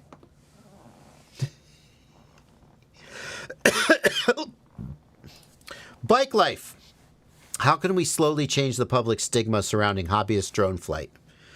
You're not going to like the answer.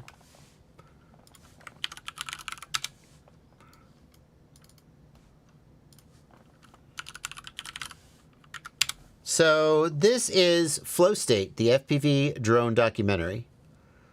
It is a feature-length documentary about FPV. Guy and thought, man. If you somehow didn't know it existed, oh look, it's Aaron Ciotti. If you somehow didn't know it existed, it's on my YouTube channel. It's quickly on the way to become my most popular video ever uploaded. I was executive producer for this film. James Christensen was the director and editor and cameraman, and basically made almost all of the rest of the film. And I basically, what is the executive producer, guys? He puts up the money. I wanted to make a film. I had a vision for a film. I met James at a whoop race We talked for a little while. He was a filmmaker. He was excited about FPV. He wanted to make a film about FPV. I was like, I've wanted to make a film about FPV for a while, and I'm willing to throw a little bit of money at it. Thank you, patrons. And we made this movie together. And there are many reasons why I made this movie, but one of them was that I wanted people outside the FPV community to see this movie and to see what we love about FPV so much, and maybe to see it in a more positive and a less threatening light. And I don't think that was successful.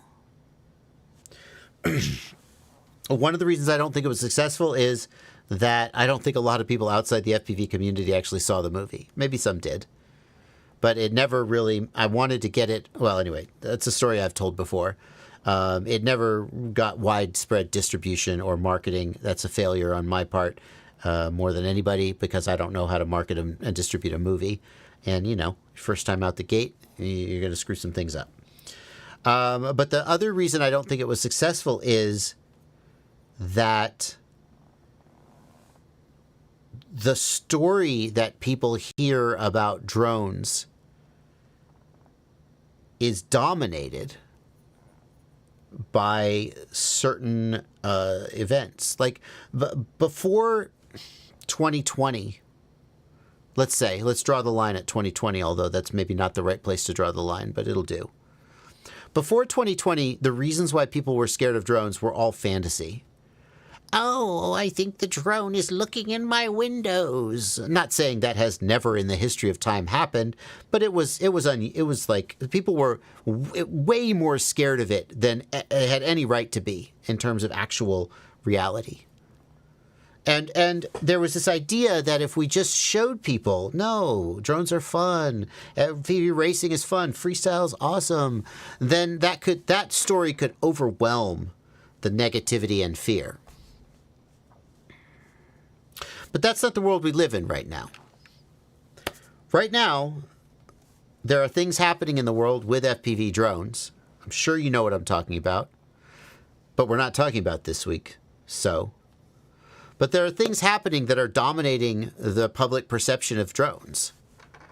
And those things are so impactful that it seems like there's no way to sort of counteract them.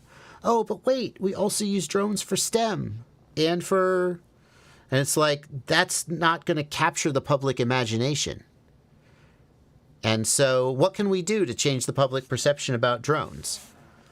I fear that there isn't anything we can do. We can try. It's noble to try. I'm going to keep making content about drones, you know, and keep being a drone hobbyist, keep flying drones, and keep hopefully introducing people to drones. And maybe like this is a thing where in 30 years, people who grew up with drones and who aren't terrified of them and who know the truth about them will be influential enough that narrative can change. But right now, that isn't. I don't see that as being possible.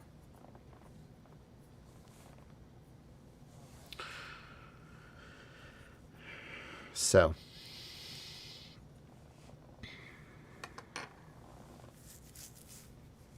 Anyway. Lipo death on Wrecked. Wrecked FPV. I'd love to find it. Lipo death. Yeah, but the thing is, and I don't know, maybe I'm missing something. I click up here, I don't see apparel. It's hardware, tools, and more, isn't it? It's merch. Okay. So, like, far be it from me to tell you how to lay out your website, but in categories, I was looking for, like, apparel, merch, whatever, swag, and it didn't occur to me until just now, on a second glance, that hardware, tools, and more is where merch would be, and now I found it. Thank you. I don't know, maybe that's just a me thing.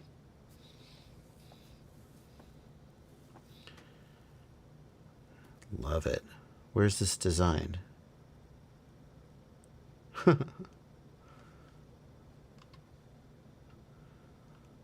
like the unicorn too.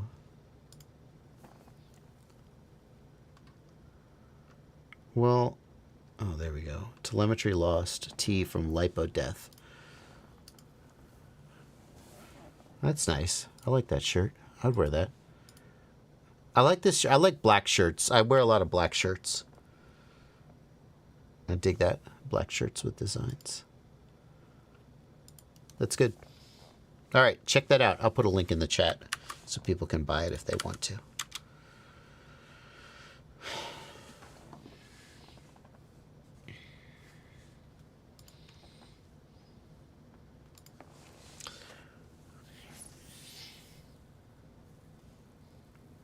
I get Torpedo Law says calling a quadcopter a drone versus a drone, interesting idea.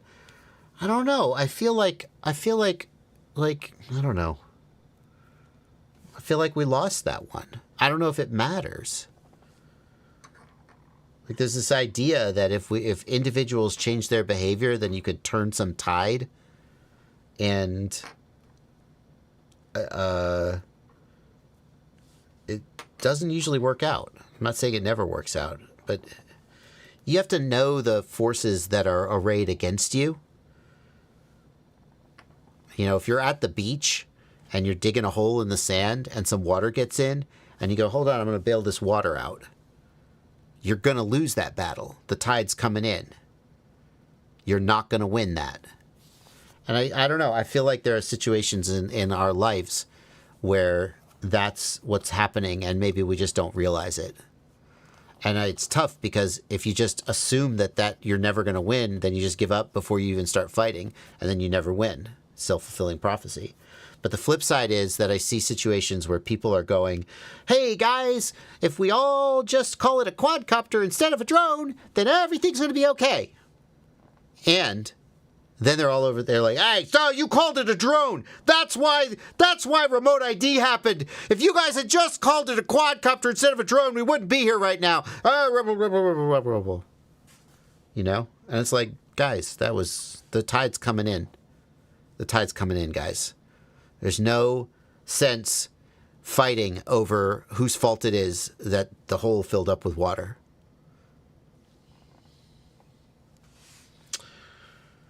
Yeah. Anyway.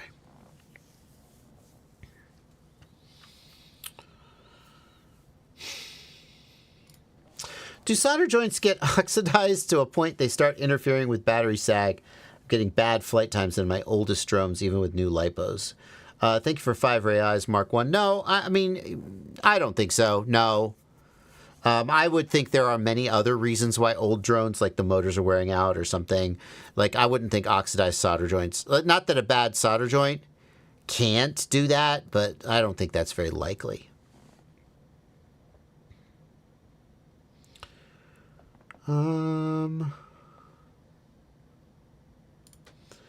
Baiocchi? I think it's CC is K in Italian. Baiocchi is my. If I flash the RC Link preset ELRS 150 megahertz, is there any problem to set my RC to 250? Probably not, but why not just set it to 250? Yeah.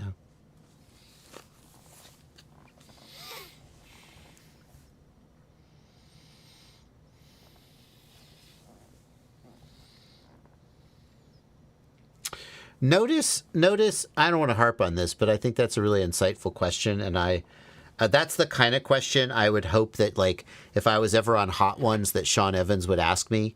That's a really insightful question. I'm going to take the time to answer it, even though it means continuing to sort of beat on what's a little bit of a downer of a topic. But it's self-indulgent, but I'll allow it. Were you more positive and hopeful about people being able to influence change prior to putting an effort around remote ID and having it go through anyway? Absolutely. Hey. Yeah. Sorry. Stop spinning that. Oh, I'm sorry. I got this. Thank you. You're ruining the audio. Thank you, Plenty. I think so. I don't think that I went into the remote ID fight with a naive sense of the likelihood of success.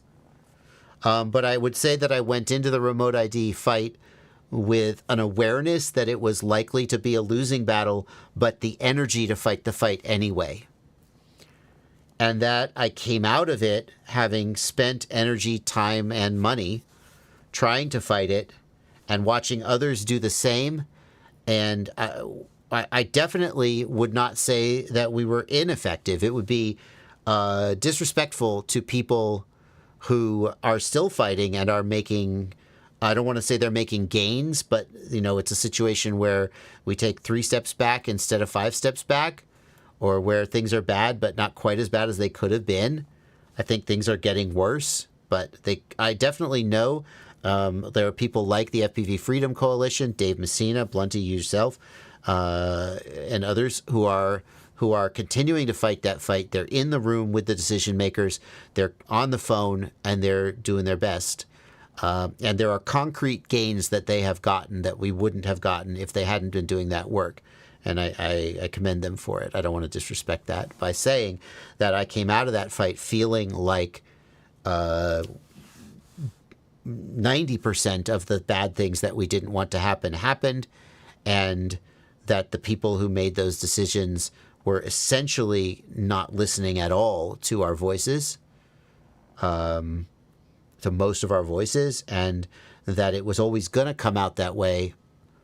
That 10% that didn't come true, like, that's why feeling hopeless is then it would be even worse, right?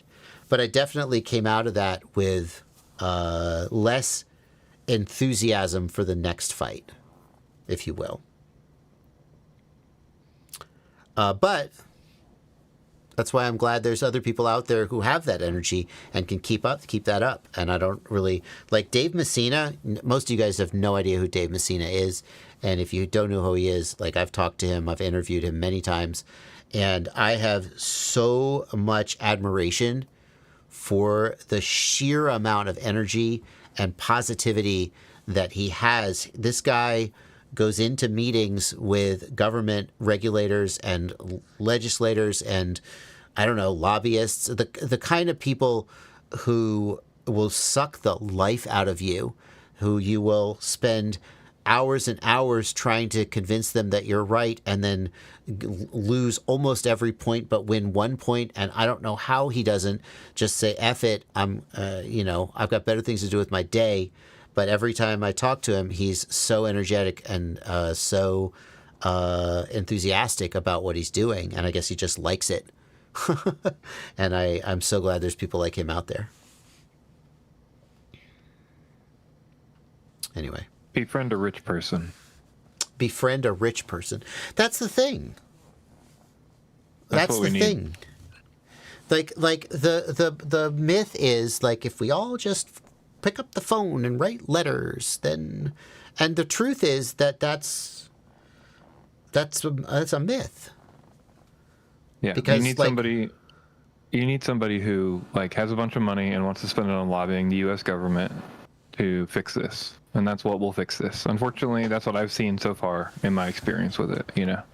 Is, like, the real moving and changing happens through lobbying. And the problem is recreational doesn't have money in lobbying. All the, right. It's not like, now RDQ and Get FPV are the same company, but it's not like, owned by the same company, but it's not like, if all the FPV retailers got together, right, and made a big conglomerate, and then they all pitched in some fees, which they're never going to do this. That's the problem, right? Because we're not a big enough industry, I think. But if they all did that and then pitched in for lobbying on their behalf, right, like, that would help, right? Yeah. But they don't have the money or resources, and we're not big enough to do that, right? We're talking about recreational consumer drones are really DJI drones and that sort of thing. And DJI had no progress there. And really, they're not allowed to lobby in the same way we are as Americans. And it's a whole thing, right? But there's nobody fighting for us because we don't have money to fight for us, right? Like, FPVFC's there and AMA is kind of there, but like, there's no funding to push the lobbying to get things changed, really. Like, we're trying to make pleas, and we're not trying to make, like, monetary demands through friends or whatever, right? Yeah. Yeah, the reality is that all those phone calls, and, like, again, there are times where letter writing or phone calling campaigns, public action campaigns, have had an effect. But they were probably organized by people with money. And I just yeah.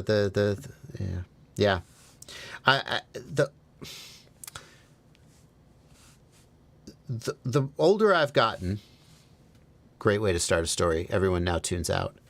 The more I've come to think that the decisions about the things that affect our lives as ordinary people. I've been watching The Boys. There's a superhero, and I think that one of the themes of The Boys is that there's these superheroes with superpowers, and they are essentially completely separate from ordinary humans because of the magnitude of their powers. And that, like, ordinary humans, like, decides he's going to do something, and the human is like, they can beg and they can plead, and ultimately they're just going to do whatever they want. There's almost no way for ordinary humans to actually influence, and they have to try really hard to influence these superheroes at all, and the superheroes can just crush them. And I feel like, and I think this was intentional, that's an analogy for modern government, that decisions are made at a level that ordinary people never see. And I know that there are people that take this into shadow government conspiracy terms. I'm not going there. I'm just saying the normal mundane halls of government and the public opinion, the opinion of 1 or even 50,000 people in the public, isn't even a dot on the radar. Like, in order to get elected, they pretend that they care, and they say the right mouth words to get the votes. And then the decisions that are being made. I have in my life, okay, I'm going to be very vague for reasons which hopefully you'll understand. In my life, I have had the privilege of being in the room when people with actual power were making decisions about things that were happening in the world.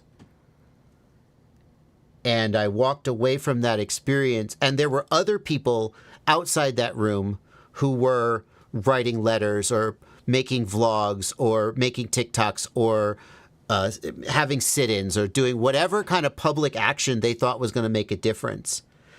And then I saw the people with actual power make decisions and enact those decisions, and it had nothing, nothing. They're just like, and it wasn't, I think, that they didn't care. It was just that didn't matter.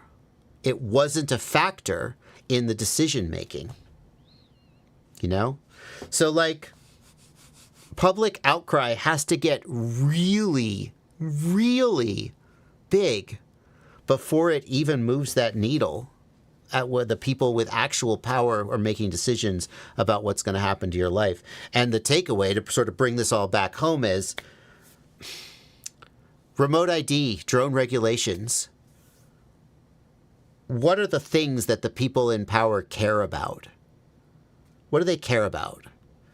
They care about not having a disaster where a hostile actor does something horrific, right? They care about that. They care about lobbyists making campaign donations. They care about these things, and I don't think our letter writing really rises to much of a. I don't think it matters. But that's how I feel tonight. And other people feel differently, and they write letters and they do things, and sometimes they win, I guess.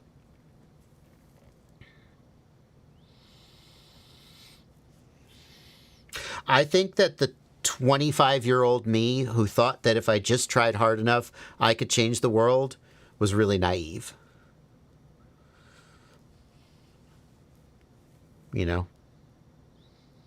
And a lot of people feel that way about their 20s, so maybe I'm just getting older. Okay. Well, that was a bit of a downer, but thanks for the therapy, chat. Zenny, thanks for $5. Zenny, what do you think of the Flywoo Goku F723 to V3 Pro stack for a high-performance 5-inch build?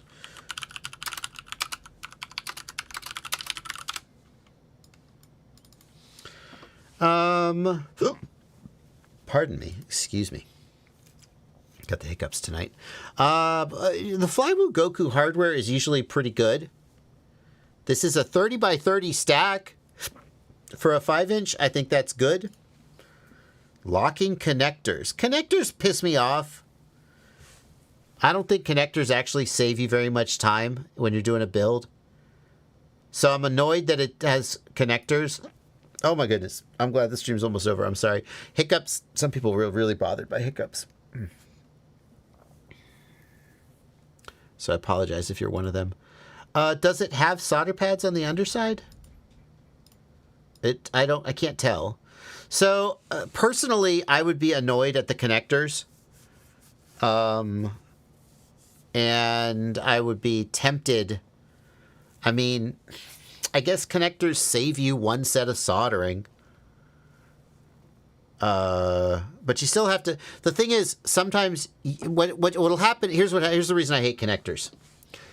Well, connectors save you a step because you don't have to solder to the flight controller. Okay, but when I get my video transmitter and it has a plug, now I have to splice wires. Splicing wires is a messy pain in the ass. Okay? What I would rather do is get the video transmitter, which has a plug, and then solder the video transmitter to the flight controller, and I do one set of soldering. But if your flight controller only has connectors, well, my video transmitter doesn't have solder points. So now I have to splice wires, and I don't want to splice wires. If all peripherals had solder points, then you could make an argument that it makes sense to have plugs on the flight controller. The flight controller comes with wire harnesses that you solder to the peripheral. But many peripherals, like cameras and video transmitters, don't have solder points. So you're not actually saving yourself any work. So I think this is probably a fine flight controller, but I can't figure out if it has solder pads. And if it does have solder pads, they're only on the bottom, which annoys me. And I probably would skip it. Can I? Oh, here's the flight controller alone. Okay. Hello. Oh, yay! There's solder pads on the bottom! Why does it say Flywoo? Flywoo Goku. Oh, yeah. Flywoo. Forgot we were talking about Flywoo. So if it has solder pads on the bottom, okay, but either you're going to mount it upside down or every time you work on it, you got to freaking flip it over. What's the price? $45 is a good price. It's a good price. $80 for the BL Heli S. Yeah, it's okay. If you're not bugged by the connectors, it's probably a fine flight controller. Alrighty. Let's see. 5 minutes left. Aaron Ciotti is going to be streaming at 10 o'clock when I go off the air. So he'll start posting the link to his stream.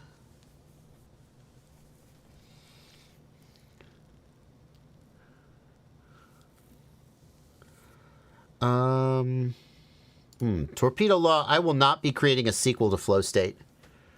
I spent between $30,000 and $40,000 on that film.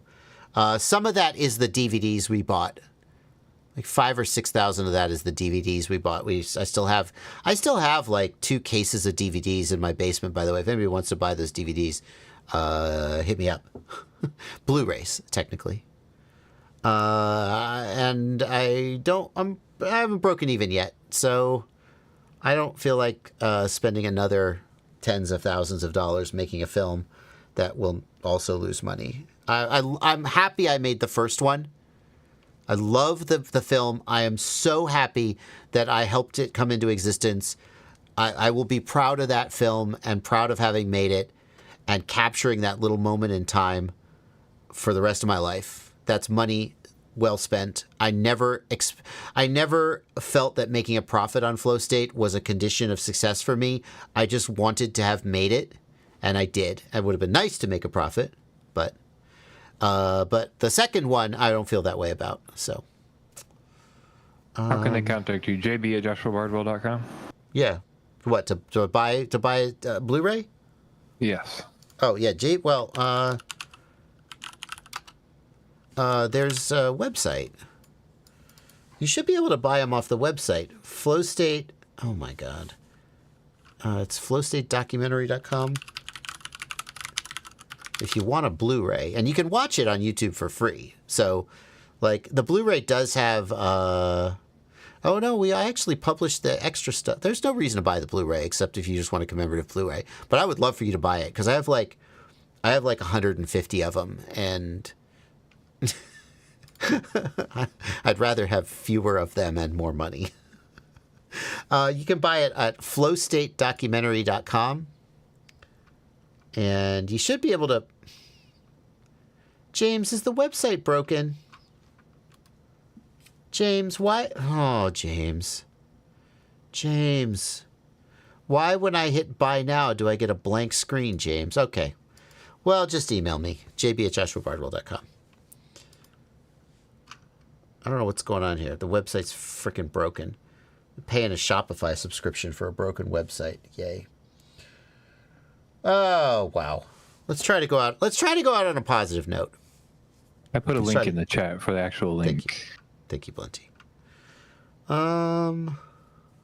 Got a super chat here. What would you feel would be the best stack for the Quadmula Siren F5 split? Preferably with a short stack clearance and with connectors. Flywoo Goku. Well, got connectors. What does a short stack clearance mean? Like it's not too tall? Imperial Armor, if you bought motors with too low of a KV, you cannot increase the RPM. That's the maximum fastness that they'll go. Sorry, you can turn it down, but not up. Is there a reason the Meteor 65 Pro isn't on the whoop section of your site? What are your thoughts about the Meteor 65 Pro? Ciotti. Aaron Ciotti is the one who helped put together that Tiny Whoop site. He's the Tiny Whoop guy in my Rolodex. Why, Ciotti, why didn't the Meteor 65 get on that site?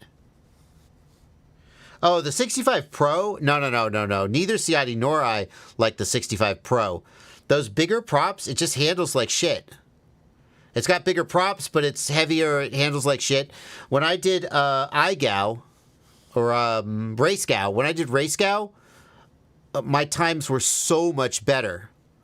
And it felt so much better in the turns when I went to a regular 65mm Happy model over the Meteor 65 Pro. Like, it's a novelty thing, but it's not good. Definitely don't buy that.